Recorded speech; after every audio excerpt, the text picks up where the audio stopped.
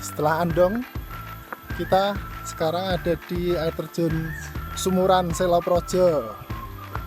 Tadi kesini ngikutin map, akhirnya ketemu juga. Sempet bingung tadi untuk parkirnya kok sempit banget. Kita bisa parkir mobil di sini. Belakang juga cukup luas. Dari parkiran kita jalan sebentar, kurang lebih 5 menit menuju ke air terjun Sela Projo. Airnya udah kelihatan.